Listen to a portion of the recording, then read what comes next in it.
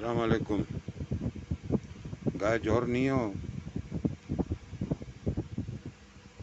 আসতে হলো কয়েকটা কথা বলার জন্য। এগুলো কি শুরু হয়েছে দেশে? 300 ফিটে এক ব্যবসায়ীরে পিটাইয়া মাইরা ফেলছে।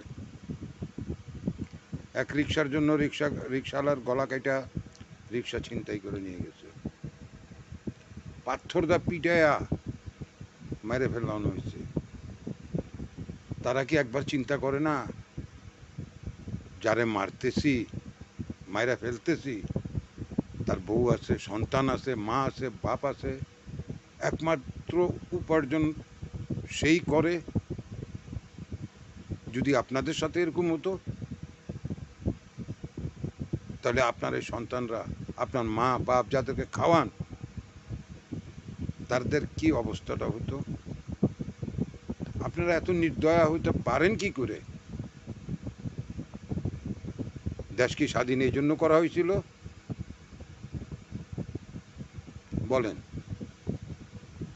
এই যে দেশে আপনারা প্রায় বলতে গেলে গৃহযুদ্ধের মতনই শুরু হয়েছে।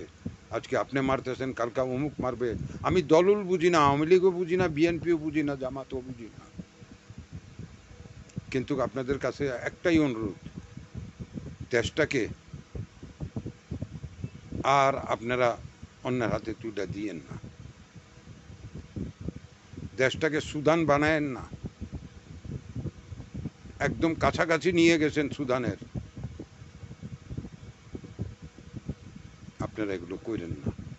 একজনরে মারার আগে দিয়ে একটু চিন্তা করেন, তার পিছনে লোক আছে, কতজন বাঁচে, এগুলো একটু চিন্তা করার ব্যাপার। এত মানুষ আমরা হলাম কি কইরা? রংবাদী আমরাও করছি এককালে, কম করি নাই, কিন্তু মানুষের জীবন নিয়ে না আমরা চিন্তা করতাম। আপনারা তো এটাও করেন না। ছোট ছোট বাচ্চা পাথর দিয়ে মেরে ফেলতেছে একজনকে, এর ভিতরে বড়ও আছেন, নিষেধ করবেন তাকে তা না, আপনিও করতেছেন সেই কাজ। কি লাভ হলো?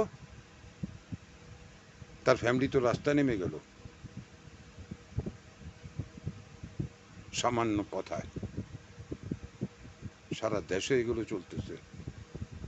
আর ইউনূস স্যার, আপনি এখন এই লেবাসটা ছাড়েন। ভদ্রলোকী লেবাসের আর টাইম নাই।